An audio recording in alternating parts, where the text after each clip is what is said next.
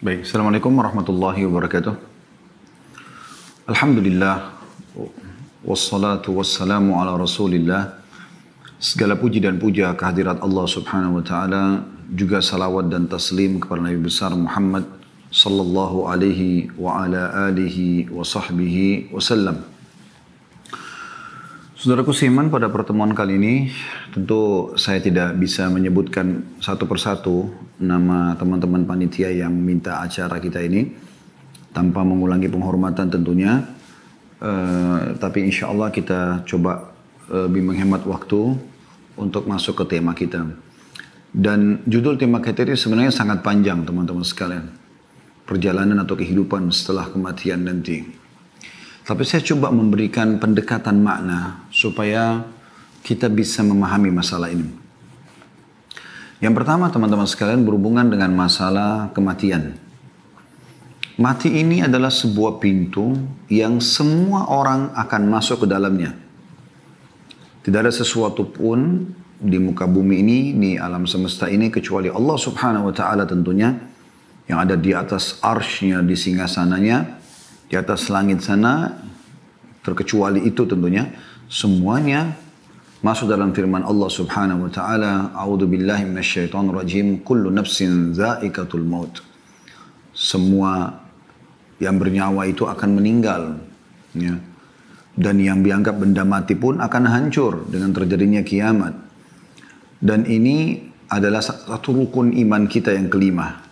Setelah iman kepada Allah, iman kepada malaikat, iman kepada kitab-kitab, iman kepada rasul-rasul, yang kelima adalah iman kepada hari kiamat. Dan hari kiamat ini satu paket beriman tentang prosesi kematian, bagaimana ruh keluar orang beriman, orang kafir, kemudian setelah itu masuk ke alam barzah kuburan, kemudian setelah itu hari kebangkitan atau hari kiamat, yang kita sering ulang-ulangi di Al-Fatihah, Maliki Yaumiddin, Raja pemilik hari kebangkitan. Kemudian setelah itu ada timbangan amal, lalu kemudian ada tempat abadi surga bagi orang yang beriman dan patuh kepada Allah selama di dunia, dan semoga kita termasuk insya Allah ini. Dan ada tempat yang kedua, neraka abadi bagi orang-orang yang kafir dan membangkang. Tentu ada sebagian orang yang beriman yang masih banyak dosanya, yang akan dicuci dulu, dibersihkan dosa mereka di neraka, kemudian masuk ke dalam surga. Ya, kurang lebih seperti itu gambarannya.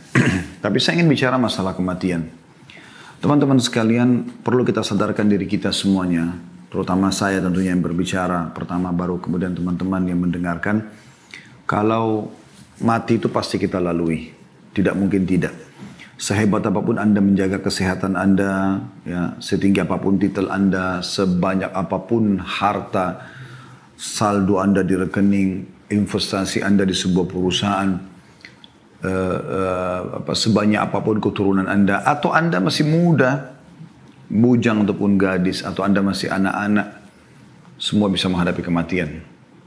Dalam sebuah hadis qudsi disebutkan, pada saat Allah SWT menciptakan Adam, lalu Allah memperlihatkan anak keturunannya. Dan di setiap anak keturunan Adam, di matanya sudah ditulis ajalnya, batas waktu umurnya. Jadi kita semuanya sedang menjalani itu saja, prosesi itu. Kita bisa lihat bagaimana kematian di depan mata kita. Berapa banyak orang yang kita kenal, dari orang tua kita, kerabat, dari teman-teman, dari tetangga, lingkungan kita, atau orang senegara dengan kita, atau orang bahkan di dunia ini, di negara-negara yang lain. Apalagi di masa pandemi Covid ini banyak sekali korban. Kita bisa lihat fenomena kematian itu terjadi. Hanya mungkin kita harus fahami dengan kacamata agama kita. Di dalam Islam, kematian itu bagi orang beriman adalah awal segalanya. Karena dengan mati, dia ibarat sebuah pintu, dia akan masuk kepada kehidupan yang abadi. Karena kehidupan akhirat ini semuanya adalah kehidupan abadi. Sudah nggak ada lagi kematian. Allah katakan dalam Al-Quran, La yadukunal mauta illa mautatal ula. Orang yang sudah menuju ke akhirat, mereka tidak akan rasakan lagi kematian, kecuali kematian yang pertama saja.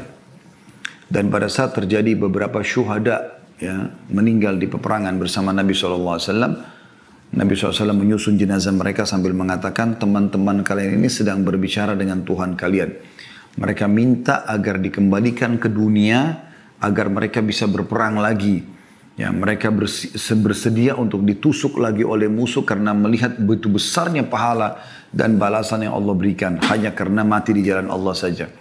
Maka Allah SWT berfirman kepada mereka, sudah menjadi peraturanku kalian tidak akan pernah kembali lagi ke sana.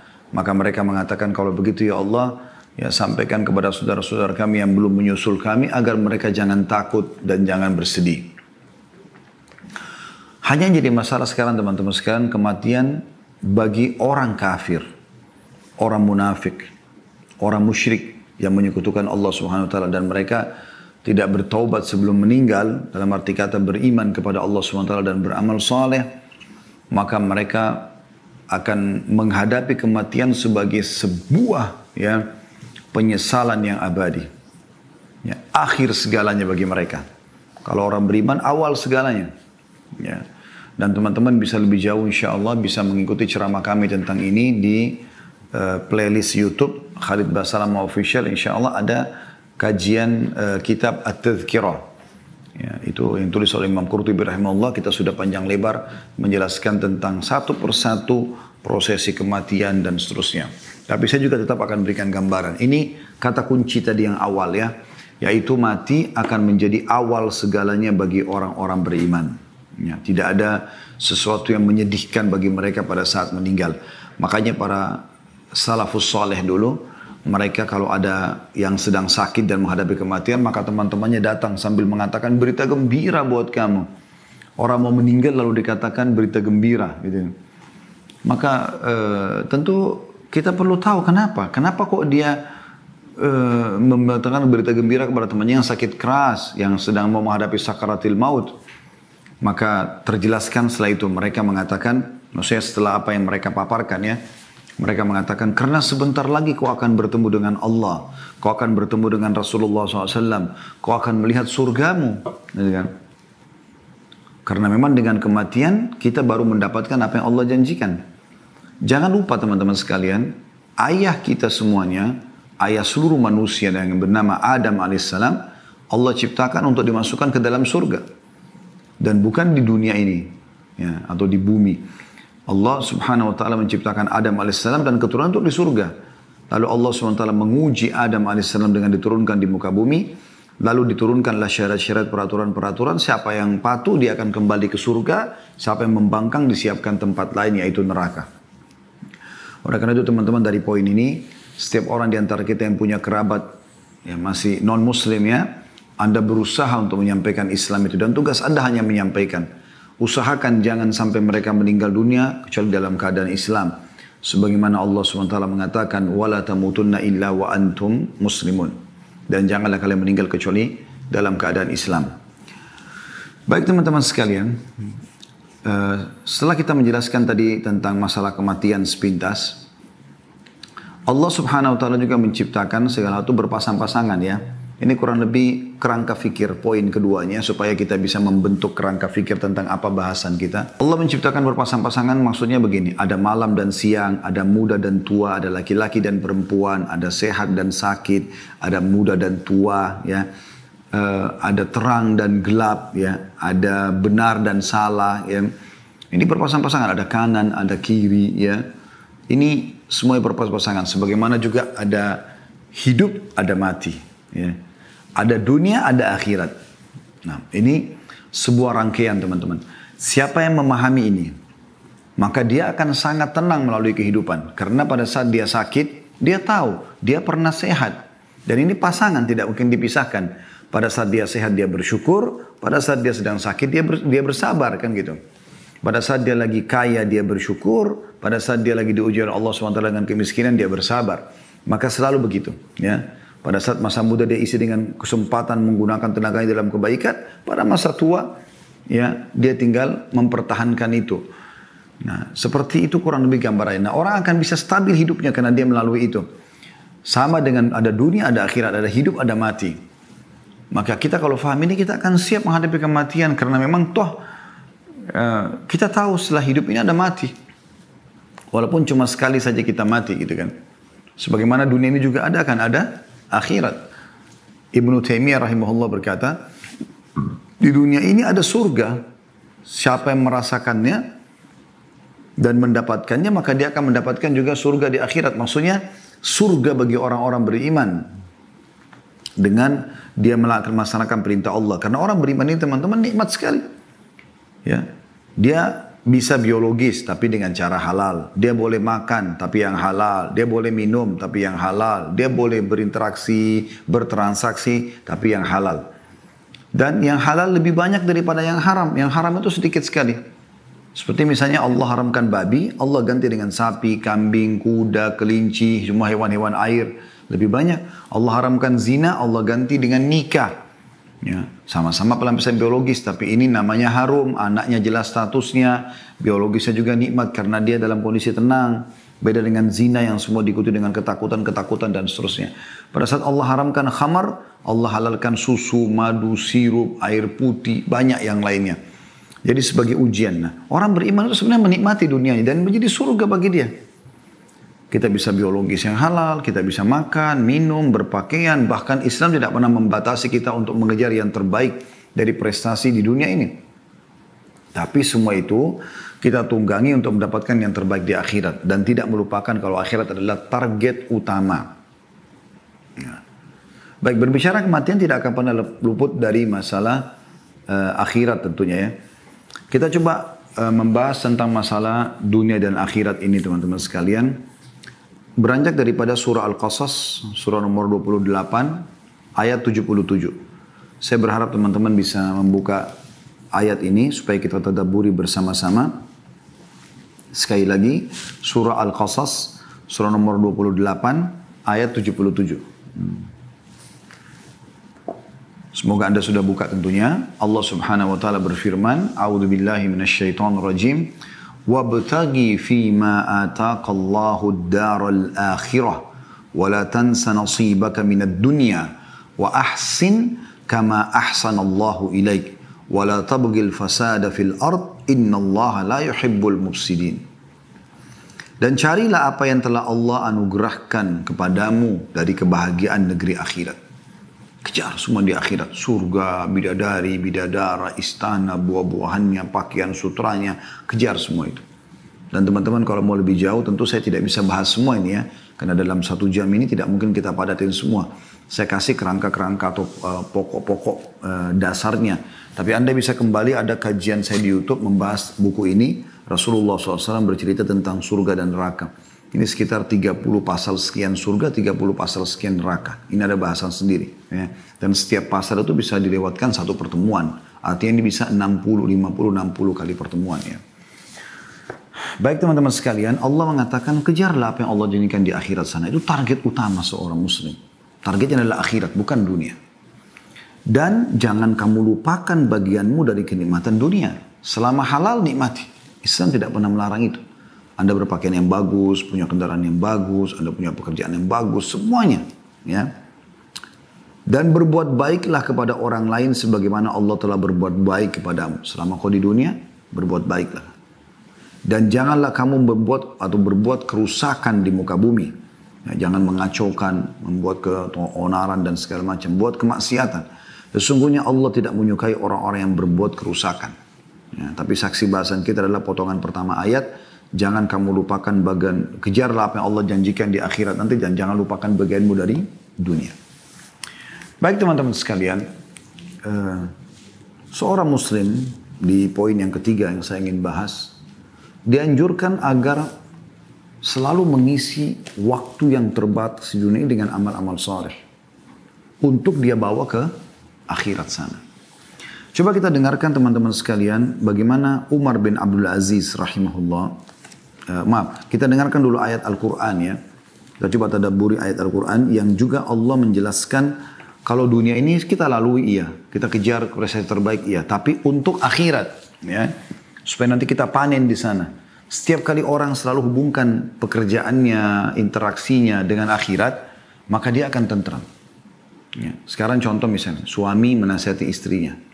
Kalau dia targetnya adalah mengejar pahala yang dia akan panen dari Allah di akhirat nanti. Dengan cara menasihati istrinya, atau istri pada suami, atau orang tua pada anak, atau anak pada orang tua, atau teman dengan teman, atasan sama bawahan, bawahan sama atasan, masyarakat dengan pemimpin, pemimpin para masyarakatnya, semua saling mengejar apa yang dijanjikan di akhirat, akan indah sekali kehidupan itu. Karena setiap orang akan berusaha memberikan yang terbaik. Karena dengan baiknya orang itu, semenjak dia jadi baik, dia patuh kepada Allah beramal saleh, kita akan panen pahalanya. Ya. Dan itu yang diwasiatkan Nabi SAW kepada Ali bin Abi Thalib pada saat beliau ya ingin menyerang membawa pasukannya menyerang benteng Khaybar orang-orang Yahudi. Beliau mengatakan, hai Ali, ketahuilah, kalau kau menjadi penyebab satu orang dapat hidayah, dapat petunjuk, maka kau akan mendapatkan lebih baik daripada humurun ni'am. Humurun ni'am itu nikmat terbesar, ya, yang buat orang senang di muka bumi ini. Pada saat itu digambarkan dengan unta betina yang sudah memerah badannya atau besar gitu ya. Allah berfirman dalam surah Mu'min ayat 39. Surah Mu'min ayat 39. Kalau Anda mau buka juga silahkan. Potongan ayat di situ Al-Mu'min 39. Potongan ayatnya ada di situ. A'udzubillahi minasyaitonirrajim. Innama hadhil hayatud dunya mata'un wa innal akhirata hiya darul qarar. Sesungguhnya kehidupan dunia ini hanya kesenangan sementara. Ya, pupuk untuk bawa ke akhirat. Dan sesungguhnya akhirat itu negeri yang kekal. Negeri yang abadi. Di dunia ini kalau ada seseorang yang sudah meninggal dunia, teman-teman sekalian, kita kehilangan, dia masuk kuburan, kemudian kita masih hidup di dunia ini. Kita kehilangan interaksi sama dia di dunia ini. Tapi kita akan, orang yang beriman tentang akhirat tahu ini akan ketemu bersama dengan dia. Akan bersama dengan dia. Kita semua akan ketemu dengan seluruh manusia. Bahkan Nabi Adam AS. Bukan cuma ayah, kakek atau nenek kita ke atas. Sampai ke Nabi Adam AS kita akan ketemu. Dengan para nabi-nabi yang pernah kita dengar kisahnya dalam Al-Quran. Kita akan ketemu dengan mereka. Cuma memang yang penting adalah bagaimana tiket Anda sama dengan orang-orang beriman. Iman dengan amal soleh akan ke surga bersama mereka. Kalau kufur, pembangkangan, kemunafikan, kemusyrikan akan ke neraka bersama dengan orang-orang yang membangkang. Fir'aun dan grup-grupnya tentunya. Nabi SAW menggambarkan tentang bagaimana seorang mukmin selalu menjadikan akhirat sebagai targetnya. Dunia dia lalui, iya. Nabi SAW menikah. Nabi SAW punya anak, punya cucu. Nabi SAW punya bisnis, berbisnis. Nabi SAW menjadi pemimpin. Ya. Nabi SAW juga berinteraksi dengan masyarakat, anak kecil, orang tua, laki-laki, perempuan, seperti itu. Dan beliau mengingatkan kepada kita semua dalam hadisnya yang diriwayatkan oleh Tirmidzi, Ibnu Majah, Al-Hakim juga meriwayatkan dan ini disahihkan oleh Syekh Albani rahimahumullah semuanya. Kata Nabi SAW, "Mali walid dunya innama mathali wa mathalud dunya kamathali rakibin qala fi dhilli syajaratin thumma raha wa tarakaha." Aku sama sekali tidak memiliki keakraban dengan dunia. Perumpamaanku dengan dunia bagaikan seseorang yang berada dalam perjalanan. Dia beristirahat di bawah sebuah pohon rindang, lalu dia pergi dan meninggalkannya. Ya, ini artinya seorang mukmin bukan menjadi target utamanya dunia. Bahkan para sahabat, ya, dinukil dari para tabi'in, dikatakan bahwasanya saya telah menemui orang-orang, maksudnya dari kalangan sahabat Nabi, dan tidak pernah sama sekali mereka merasa sedih dengan hilangnya dunia dari mereka. Atau apapun dari urusan dunia ini. Mereka lebih merasa sedih kalau ketinggalan sholat subuh berjamaah. Mereka lebih sedih daripada ketinggalan sholat tahajudnya. Mereka sedih kalau tidak sempat bersedekah. Kalau tidak sempat membaca Al-Quran. Itu yang mereka sedih. Karena targetnya akhirat. Targetnya akhirat. Dunia datang, alhamdulillah, dia berusaha maksimal. Tidak dapat atau luput dari dia, maka dianggap kecil bagi dia. Asal jangan sesuatu yang akan dia bawa menuju ke akhirat ini yang hilang. Dan Nabi SAW juga mengingatkan kepada kita, kun fid dunya ka'annaka gharibun aw abiri sabil. Jadikan dirimu di dunia ini seperti orang yang asing atau hanya orang yang melintas saja. Hadis riwayat Bukhari. Hadis riwayat Bukhari. Juga Nabi SAW bersabda, iqtarabatis sa'ah. وَلَا يَزْدَادُ النَّاسُ عَلَى الدُّنْيَا إِلَّا حِرْصًا وَلَا يَزْدَادُونَ مِنَ اللَّهِ إِلَّا بُعْدًا. Hari kiamat telah dekat. Sudah banyak. Miliaran orang melewat sebelum kita sudah meninggal semuanya. Kita pun akan masuk dalam keramaian itu, akan meninggal juga. Kemudian akan datang generasi setelah kita sampai terjadi kiamat. Lalu dibangkitkan semuanya.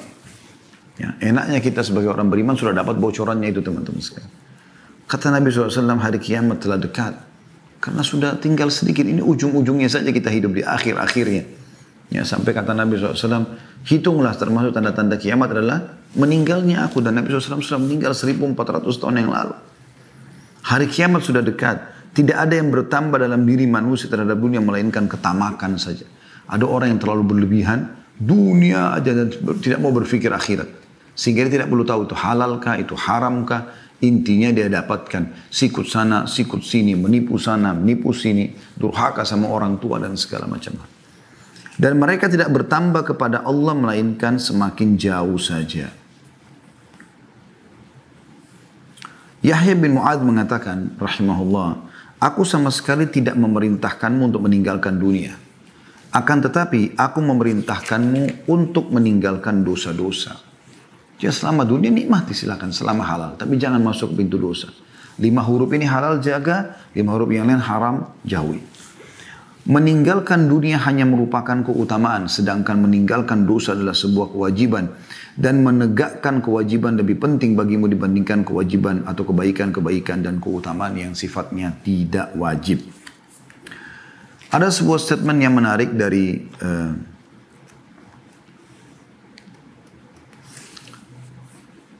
Umar bin Abdul Aziz rahimahullah. Beliau pernah mengatakan dalam salah satu khutbahnya ya, ceramahnya. Beliau mengatakan sesungguhnya dunia bukanlah tempat menetap untuk kalian. Ini prinsip orang muslim. Kita bukan di sini tempat kita. Kita ini semua anak-anak akhirat. Kita akan menuju ke surga yang memang dasarnya ayah kita Adam alaihissalam diciptakan untuk itu. Insya Allah kita termasuknya. Sesungguhnya dunia bukanlah tempat menetap untuk kalian. Karena Allah telah menentukan baginya kefanaan. Akan hilang dunia ini. Akan terjadi kiamat, hancur semuanya. Dan Allah telah menentukan bahwa penghuninya akan pergi. Meninggalkan dunia semua. Berapa banyak bangunan yang sangat kokoh menjadi roboh hanya dengan sedikit sebab. Gempa dan yang sejenisnya. Berapa banyak penghuninya yang bersenang-senang di dalamnya lenyap hanya dengan sedikit sebab. Banyak cuplikan di YouTube ya. Lagi joget-joget mati. Lagi duduk di pinggir pantai kena tsunami. Terjadi gempa, hancur segala macam. Kata beliau, maka perbaikilah. Semoga Allah merahmati kalian semua. Perjalananmu itu dengan sebaik-baik barang bawaan yang kalian miliki dan berbekallah. Dan sesungguhnya sebaik-baik bekal adalah takwa. Maksudnya kepatuhan kepada Allah. Allah perintahkan kerjakan, Allah larang jauhi. Dan ketika dunia ini bukanlah tempat menetap bagi seorang mukmin dan bukan pula tanah airnya yang hakiki, maka seyogyanya ia di dunia ini berada dalam satu keadaan di antara dua keadaan. Yakni sebagai orang asing yang singgah di sebuah negeri yang di dalam benaknya hanyalah berbekal untuk kembali ke tanah airnya. Dan atau yang kedua, bagikan seorang musafir yang sama sekali tidak singgah. Siang dan malam hanya diisi dengan perjalanan menuju tempat tujuan. Atau yang dimaksud sini adalah akhiratnya. Ya, akhiratnya. Jadi ini sebuah statement yang menarik ya. Beliau mengatakan dalam khutbah yang lain juga, setiap perjalanan membutuhkan bekal, maka bekalilah diri kalian dengan takwa untuk perjalanan dari dunia menuju akhirat. Jadilah seperti orang yang benar-benar diancam dengan siksa Allah sehingga kalian merasa takut dan berharap. Dan janganlah merasakan tenggang waktu yang masih panjang sehingga hati menjadi keras dan akhirnya kalian tunduk kepada musuh. Karena sungguhnya panjang angan-angan bagi orang yang tidak tahu bahwa dia tidak akan menemukan waktu sore ketika dia berada di waktu pagi, dan bagi orang yang tidak tahu bahwa dia tidak akan menemukan waktu pagi ketika dia berada di waktu sore. Padahal kematian sebenarnya telah ditetapkan baginya pada waktu itu. Teman-teman yang ikuti acara kita ini, saya ingin berbagi teman-teman sekalian. Apa yang menjamin sekarang saya dan Anda? Saya mungkin di ruangan ini, Anda mungkin di tempat Anda masing-masing. Seseorang di antara kita tiba-tiba melihat malaikat maut. Dan itu pasti terjadi. Tidak mungkin tidak. Anda tidak akan mungkin bisa luput dari itu. Dan itu hanya Anda yang menyaksikannya. Anda kalau ketik di YouTube kematian tiba-tiba, banyak sekali cuplikan. Ya, hanya untuk ambil pelajaran saja. Ada orang lagi ngobrol sama teman yang tiba-tiba jatuh. Ada orang yang lagi mabuk-mabukan nyanyi-nyanyi jatuh. Ada juga orang yang lagi ceramah meninggal. Orang baik, orang jahat semua akan mati. Bahkan orang nabi-nabi pun sudah meninggal. Dan pada saat itu teman-teman, kita udah nggak bisa buat apa-apa. Pada saat malaikat maut itu datang, kita tidak bisa buat apa-apa. Yang ada cuma penarikan ruh. Apa kata Nabi SAW? Kalau orang beriman akan melalui kematian, maka akan datang kepadanya 3 sosok malaikat.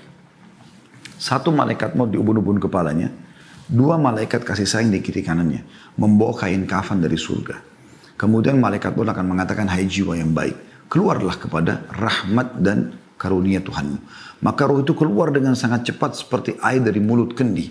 Belum sesaat keluar, dipegang oleh malaikat rahmah kasih sayang tadi, lalu dibungkus dengan kafan dari surga, lalu dibawa ke langit, menembus 7 lapis langit, menghadap kepada Allah Subhanahu Wa Taala. Ya. Kemudian setiap malaikat yang dilewati oleh roh tersebut bertanya kepada malaikat yang membawanya, siapa ini? Roh siapa ini? Karena mengeluarkan bau lebih wangi dari kasturi, dari bau kasturi. Semoga kita insya Allah termasuk itu. Maka malaikat rahmah mengatakan, Fulan bin Fulan, namanya yang paling baik di dunia. Ini penyampaian Nabi SAW, bukan penyampaian saya. Ya, ini wahyu yang diberikan bocorannya kepada kita. Bagaimana prosesi orang kalau meninggal itu. Maka malaikat-malaikat mengatakan, semoga Allah membiarkan ruh ini lewat di sisi kami, karena wanginya. Lalu terdengarlah suara dari langit mengatakan, catatkan hambaku ini termasuk penghuni surga, kembalikan dari dunia, karena di sana saya ciptakan, di sana pula saya akan bangkitkan. Maka dikembalikan ruhnya bersamaan dengan jasadnya diantar oleh para kerabatnya atau tetangga-tetangganya. Pas tiba di kuburan dimasukkan, kata Nabi SAW, 3 langkah mereka pulang, dia masih bisa mendengarkan suara sendalnya. Kemudian, ya, datanglah 2 malaikat, Munkar dan Nakir, menundukkannya lalu menanyakan, siapa Tuhanmu, siapa Nabimu, apa kitabmu. Mungkin Anda sudah sering dengar cerita orang-orang tua kita dan guru-guru ngaji kita waktu kecil masalah ini ya. Dan ini benar terjadi. Nabi SAW sampaikan dalam hadis sahih. Lalu menanyakan kepadanya, siapa Tuhanmu, siapa Nabimu, apa kitabmu. Kalau dia orang beriman, kata Nabi SAW, maka dia masuk dalam firman Allah, yuthabbitullahu alladhina amanu bil qawli tsabit fil hayatid dunya wa fil akhirah. Allah akan menetapkan di lisan orang-orang beriman untuk bisa menjawab. Selama di dunia, kenapa kau sholat, kenapa kau puasa, kenapa kau gini. Dia punya jawaban, ada dalilnya. Dan di akhirat, maksudnya di alam barzah, di kuburan, dia akan bisa menjawab pertanyaan malaikat tersebut. Setelah dia jawab, Tuhanku Allah, Nabiku Muhammad, kitab Al-Quran, maka dibukakan baginya pintu neraka. Api, panas, yang bau yang tidak sedap. Dia ketakutan, kata malaikat, lihat dari apa Allah selamatkan dirimu. Ditutup, dibuka pintu surga, terciumlah padanya wangi-wanginya. Dan dia kagum, malaikat mengatakan ini tempat kau sekarang. Maka dia pun berdoa kepada Allah mengatakan, kata Nabi SAW ini ya, kata Nabi Muhammad SAW, dia berdoa mengatakan, ya Allah cepatkan waktu karena aku ingin masuk ke dalam surgaku. Lalu kemudian datang di sebelahnya orang yang tampan, wangi, bersih. Dia kagum, maka orang itu mengatakan, saya adalah amal soleh yang akan menemani kau sampai hari kiamat. Lalu terdengar suara mengatakan, bentangkan kuburan hambaku ini seluas pandangan matanya. Mungkin kalau kita lihat orang yang masih hidup ini, kita lihat kuburan cuma yang lahat 1 kali 2 meter saja. Tapi ya, yang sebenarnya adalah lebih daripada itu. Orang beriman lebih luas dari pandangan matanya. Lalu dibukakan, hamparkan permadani dari surganya. Maka terciumlah baginya bau surga tersebut dan dia menikmatinya walaupun dia belum bisa masuk ya. Maka jadilah kuburannya taman dari taman surga. Semoga ya Allah kita termasuk ini semua. Kemudian sebaliknya kalau orang kafir meninggal dunia wa na'udzubillah, maka datang kepada yang 3 sosok malaikat. 1 malaikat mau diubun-ubun kepalanya, 2 malaikat penyiksa di kiri kanannya membawa kain kafan dari neraka. Kemudian malaikat maut dengan marah mengatakan, keluar hai jiwa yang busuk, keluarlah kepada kemurkaan Tuhanmu. Maka ruhnya berantakan di tubuhnya, tidak mau keluar. Lalu malaikat maut mencabut, menarik dengan keras, kata Nabi SAW, sampai roh itu tercabut, ibaratnya seperti bulu domba yang dibasahkan, dililitkan di pohon berduri, kemudian ditarik dengan keras. Bagaimana berantakannya bulu itu, seperti itulah ruhnya. Belum sesaat keluar, maka malaikat pun membungkusnya dengan kain kafan dari neraka. Baru naik ke atas langit, belum buka pintu langit pertama, masih baru mau meminta izin malaikat yang membawanya. Malaikat atas langit mengatakan, siapa orang ini? Ya, karena keluar bau yang lebih busuk daripada bau bangkai, kata Nabi SAW. Maka berkatalah para malaikat di langit, semoga Allah tidak membuat lewat di sisi kami. Semoga Allah tidak membuat lewat di sisi kami. Kemudian setelah itu terdengar suara dari langit mengatakan, setelah orang malaikat yang membawanya mengatakan Fulan bin Fulan, namanya Fulan bin Fulan, malaikat yang di langit mengatakan semoga Allah tidak buat lewat di sisi kami. Dan ini disebutkan nama paling buruknya di dunia ya. Kemudian terdengar Allah berfirman subhanahu wa ta'ala, catatkan hambaku ini termasuk penghuni neraka, karena di sana dan kembalikan di dunia, di sana saya ciptakan, di sana pula saya bangkitkan. Lalu diantar ruhnya bersamaan jasadnya dimasukkan ke dalam liang lahat. 3 langkah pengantarnya pulang, dia masih bisa dengar suara sendal, setelah itu sudah tidak lagi. Lalu malaikat Munkar Nakir datang mendudukkan dia, lalu menanyakan siapa Tuhanmu, siapa nabimu, apa kitabmu. Walaupun teman-teman hafal mati jawabannya ini, maka dia akan masuk dalam hadits ini. Kata Nabi SAW, dia akan mengatakan, innama aqulu kama kana yaqulun nas. Saya nggak tahu, saya cuma ikut-ikut dulu orang bilang apa. Gitu. Nah, akhirnya setelah itu dibukakan baginya pintu surga. Dia lihat permadani, buahannya, pelayannya indah sekali, baunya wangi. Lalu dia gembira, tapi kata malaikat, lihat dari apa kau haramkan dirimu. Harusnya kau bisa masuk sini, tapi kau sendiri yang buat ini. Ditutup, dibuka pintu neraka. Panasnya, bau busuknya, segala macam. Kata malaikat, ini tempat kau. Tidak bisa kau lari dari sini. Maka dia pun mengatakan, ya Allah jangan cepatkan waktu karena aku tidak ingin masuk ke nerakaku. Lalu datang di sebelahnya orang yang busuk tampangnya, menakutkan. Lalu kemudian dia mengatakan, siapa kamu ini? Kata orang tersebut, saya amal burukmu, dosamu yang akan menemani kau sampai hari kiamat. Wa na'udzubillah. Kemudian Allah utus, dalam penutup riwayat Bukhari disebutkan, Allah utus malaikat yang tidak punya penglihatan dan pendengaran yang membawa sebuah besi. Yang kalau besi itu seluruh jin dan manusia bersatu untuk membalikkan, mereka tidak akan mampu. Lalu dihantamkan ke orang ini sehingga dia hancur, lalu diutuhkan kembali, dihantam lagi, begitu terus sampai hari kiamat. Riwayat yang lain menyebutkan maka kuburan, ya, dinding kuburannya akan menjepit tubuhnya sampai tulang rusuknya seperti ini. Dan Nabi SAW menyatukan jari-jari beliau. Ya. Jadi sebagian ulama mengatakan dua riwayat ini bisa digabungkan antara dia dipukul sama diremukkan, gitu kan. Begitu terus sampai hari kiamat, maka jadilah kuburannya lubang dari lubang neraka. Ada sebuah riwayat juga atau athar menyebutkan pada saat dia dipukul dia teriak dan semua makhluk yang Allah mendengarkan kecuali jin dan manusia. Dan kalau mereka mendengarkan mereka akan meninggal seketika. Saudaraku seiman, hal-hal seperti ini adalah hal imaniyah, masalah keimanan. Dan ini kalau Anda membuka hati Anda dengan keimanan, Anda bisa merenungi tentu hal-hal seperti ini. Kalau Anda hadir di pengajian kita ini bukan dengan keimanan, maka mungkin Anda tidak akan tersentuh dengan hal seperti ini. Syukurlah teman-teman sekalian kita dapat bocorannya seperti ini. Dan tidak ada ruginya Anda mengambil informasi ini. Tidak ada rugi sama sekali. Malah akan membuat kita menjadi orang lebih baik. Kenapa kita jadi lebih baik? Karena kalau kita tahu ada akhirat, ada hisab. Agama ini sebenarnya teman-teman menyuruh kita jadi orang baik kan gitu. Kita disuruh jujur, amanah, tanggung jawab, bakti sama orang tua, jenguk orang sakit, menyenangkan orang, apalah, berbuat baik, bersedekah dan seterusnya. Dan semua punya keutamaan-keutamaan yang akan kita bawa ke akhirat. Dan kita dilarang bohong, menipu, gunjing, fitnah, mukul, caci maki, mencuri, dilarang semuanya, mengganggu orang. Dan diancam dengan ancaman yang berat. Jadi sebenarnya Anda kalau menjadi orang yang agamis, dan Anda faham masalah ini, Anda menjadi orang yang baik. Karena memang agama memandu kita untuk itu. Apalagi Anda hubungkan ini semua dengan akhirat, itu luar biasa. Kehidupan Anda akan sangat mudah ya Anda lalui tentunya. Baik teman-teman sekalian, itu gambaran lebih dalam tentang masalah bagaimana prosesi kematian. Ya. Saya masih ingin menitik beratkan sebuah hadis tentang bagaimana seorang mukmin boleh berprestasi di dunia. Tapi ingat, prestasinya yang halal. Dan usahakan Anda selalu hubungkan dengan akhirat. Apa kata Nabi SAW? Innamad dunya li arba'ati nafar.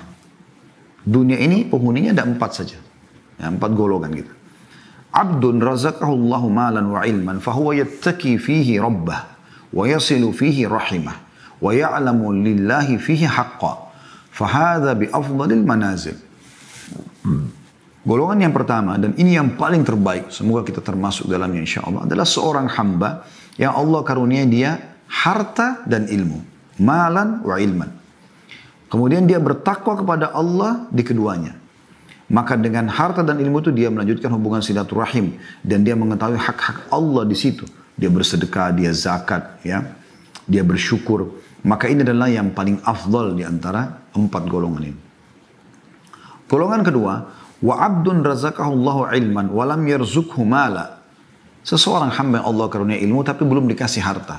Pintar ilmu agama tapi dia miskin. Fahuwa shadiqun niyah, tapi dia ikhlas niatnya. Dia tulus menerima keadaannya itu. Fayaqul, kemudian dia berkata pada saat melihat tadi golongan yang pertama, yang Allah karunia ilmu juga harta. Dia sibuk bersedekah, bangun masjid, bangun rumah anak yatim, segala macam, bantu, segala macam bantuan selalu diikuti sama dia. Demi untuk mengejar akhiratnya. Golongan kedua mau buat, tapi nggak ada duitnya. Dia cuma punya ilmu. Apa kata Nabi SAW? Yang penting dia ikhlas nih. Lalu dia berkata, Lau anna li malan la amiltu bi amali fulan, fahuwa biniyatihi fa ajruhu ma sawa. Dia bilang kalau seandainya saya dikarunia oleh Allah harta seperti orang itu dan dia tulus betul-betul memang kalau ada nanti dia akan lakukan, maka dia yang kedua ini dengan niatnya akan mendapatkan pahala yang pertama. Walaupun dia tidak bangun masjid, walaupun tidak bangun anak yatim, tapi memang dia tidak punya duit. Kalau ada betul dia akan lakukan. Ini golongan yang kedua. Jadi orang yang justru bisa mengejar pahala orang-orang yang sudah berbuat baik, tapi dengan niatnya, karena dia tidak mampu melakukannya. Masa juga misalnya orang lumpuh, dia berharap kalau dia tidak lumpuh dia ke masjid. Dia berharap kalau dia mampu dia pergi haji, dia pergi jihad. Nah ini semua masuk dalamnya. Kemudian golongan yang ketiga, yaitu wa abdun razaqahu Allahu malan wa lam yarzuqhu ilman. Fahuwa yatakhabbatu fi malihi bighairi ilm wa la yattaqid fihi rabbah wa la yasilu fihi rahimah. ولا يعلم فيه لله حقا وهذا بأخبث المنازل. Golongan ketiga adalah jangan sampai Anda jadi ini orang yang Allah karuniai harta tapi nggak punya ilmu agama sama sekali, nggak faham mana halal mana haram, mana hak Allah, maka dia tidak bertakwa kepada Allah di hartanya. Dia tidak silaturahim dengan hartanya, tidak bantu kerabat-kerabatnya yang susah, bakti sama orang tuanya misalnya, bantu saudara-saudaranya. Dia juga tidak mengetahui hak Allah di situ, maksudnya tidak bersedekah, tidak zakat. Maka ini adalah orang yang paling buruk. Kaya raya tapi nggak ada ilmunya, nggak ada ilmu agamanya. Sehingga hartanya semua untuk foya-foya, untuk diskotik, untuk bar, untuk segala macam gitu ya. Maksiat, buka pabrik minuman keras dan segala macam.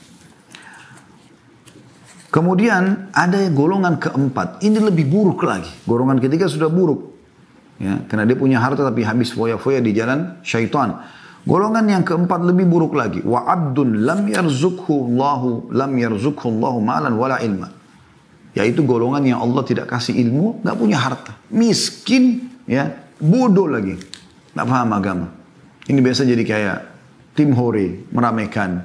Ya, orang buka maksiat ini, oke dia datang, dikasih baju kaos datang, tidak ada ilmunya, ikut-ikut bermaksiat. Dia bukan ikuti kelompok pertama sama kedua, tapi dia ikuti kelompok yang ketiga tadi ya. Wa huwa yaqul, sambil dia berkata, "Lau anna li malan la amiltu fihi bi amali fulan, fa huwa bi niyatihi fa wizruhu ma sawa." Lalu dia bilang, kalau saya juga punya duit, saya akan buat seperti orang yang ketiga nih, bangun diskotik, bar, tempat maksiat itu. Maka dengan niatnya itu mereka sama dosanya. Bayangkan ya, ini orang yang paling bodoh. Ini bahaya sekali.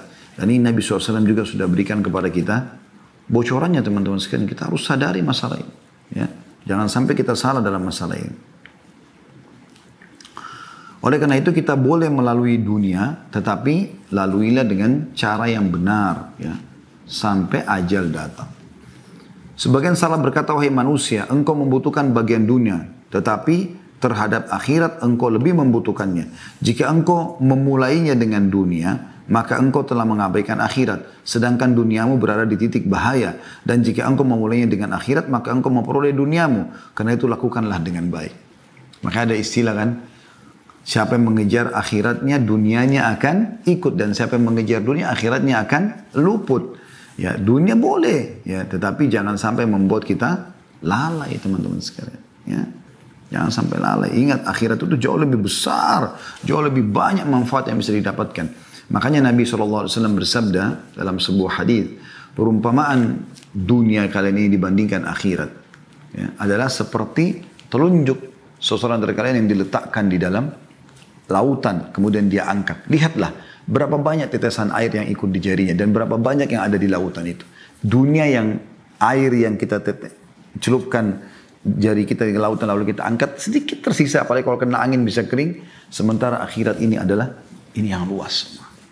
Makanya Allah bilang dalam Al-Quran kan, walal akhiratu khairun wa abqa.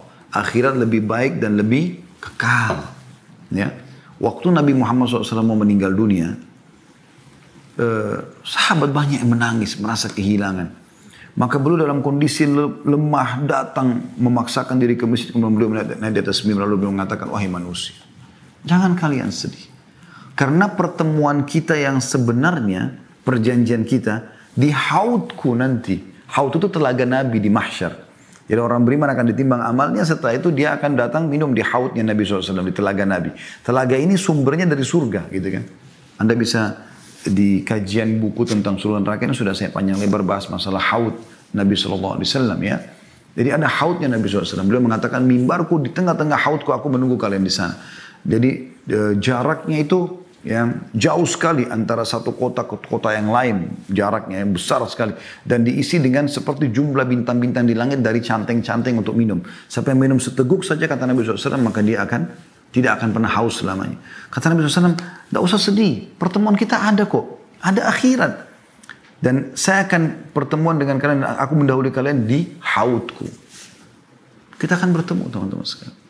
Anda begitu melihat malaikat maut mencabut ruh Anda akan lihat semuanya sudah terbuka. Nggak ada lagi hijab bagi Anda.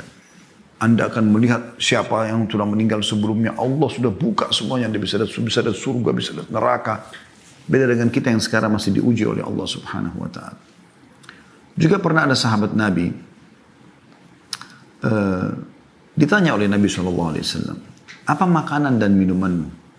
Dia mengatakan, daging dan susu ya Rasulullah. Makanan saya daging, minuman susu. Ini dianggap sudah elit sekali di dunia ya. Maka kata Nabi SAW, setelah itu akan jadi apa? Maksudnya habis itu jadi apa? Kita sudah tahu semua jadi kotoran nih. Tapi sahabat ini dengan santun tahu apa maksud Nabi SAW. Dia mengatakan, jadi apa yang sudah Anda tahu ya Rasulullah? Maksudnya ya susunya yang tidak dibutuhkan oleh tubuh akan keluar jadi air seni. Ya makanannya akan jadi tinja. Tapi beliau tidak bilang itu. Beliau mengatakan akan jadi apa yang Anda tahu ya Rasulullah.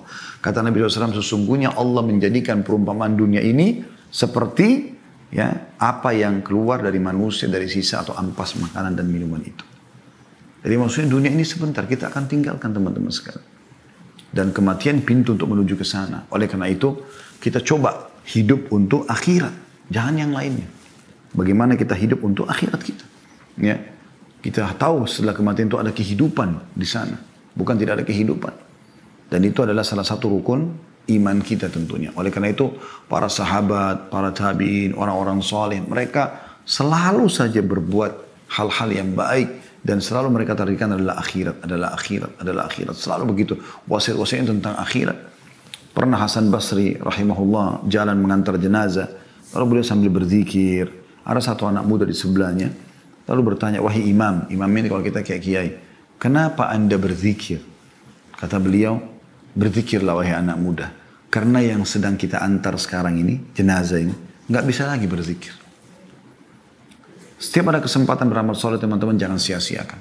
Kesempatan emas. Anda yang masih ikutin acara ini, Anda masih punya kesempatan emas. Selama Anda hidup walaupun cuma sehari lagi, itu adalah kesempatan emas untuk beramal soleh, menambah amal Anda. Jangan sia-siakan.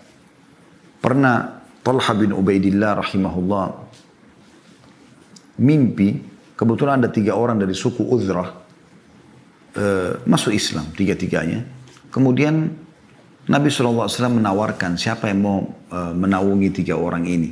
Tinggal di rumahnya. Kata Talha, saya ya Rasulullah. Kebetulan Talha bin Ubaidillah orang kaya. Salah satu dari 10 sahabat yang jamin masuk surga. Kata Talha, terjadi peperangan di zaman Nabi SAW. Dalam kisah ini tidak disebutkan peperangan yang mana. Lalu salah satu dari 3 ini ikut berperang lalu mati syahid.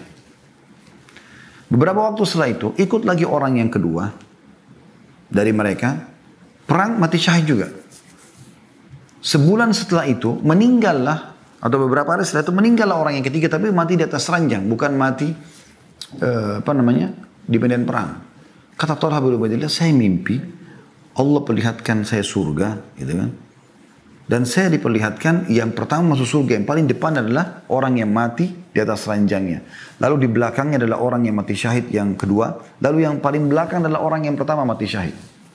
Kata Talha, saya pun kagum dengan itu. Maksudnya Talha mungkin berpikir yang paling layak di depan mungkin orang yang mati syahid pertama. Karena pertama berkorban di jalan Allah gitu ya.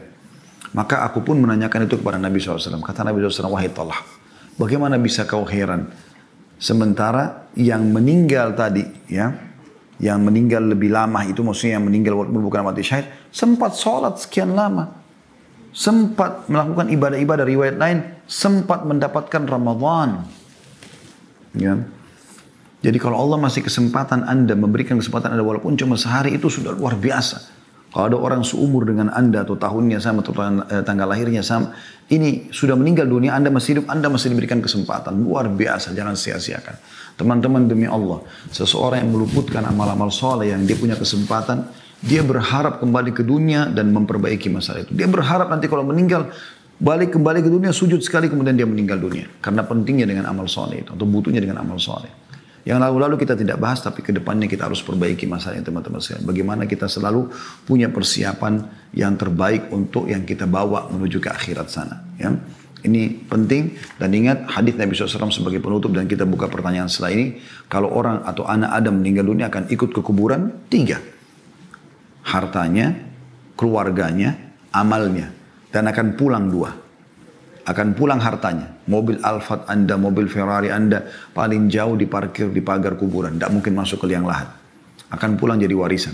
Keluarga, istri sayang sama istri suaminya, atau suami sayang sama istrinya. Apa yang terjadi? Paling jauh di atas kuburan. Ya. Setelah itu, gak mungkin dia nginap. Dia akan pulang. Dia bisa menikah lagi sama orang lain dan seterusnya. Yang tinggal adalah amal. Nah ini yang sering kita lalaikan. Ya sholat kita, ya puasa kita, ya ibadah kita. Yang sebenarnya ini akan menemani kita. Anda kalau sedang melakukan satu ibadah teman-teman, yakinlah ibadah ini akan kita temukan hasilnya. Bukankah Allah SWT mengatakan, وَمَنْ يَعْمَلْ مِثْقَالَ ذَرَّةٍ خَيْرًا يَرَهُ. Siapa yang berbuat seperti biji sawi dari kebaikan dia akan lihat, diperlihatkan untuknya. وَمَنْ يَعْمَلْ مِثْقَالَ ذَرَّةٍ شَرًّا يَرَهُ. Siapa yang berbuat seperti biji sawi dari keburukan, dia juga akan diperlihatkan, aku akan lihat. Maka kita harus sadari masalah ini. Jangan sia-siakan peluang amal soleh dan tutup semua peluang-peluang berbuat dosa semaksimal mungkin. Kalau Anda pernah lakukan, Anda bertobat kepada Allah Subhanahu wa Ta'ala.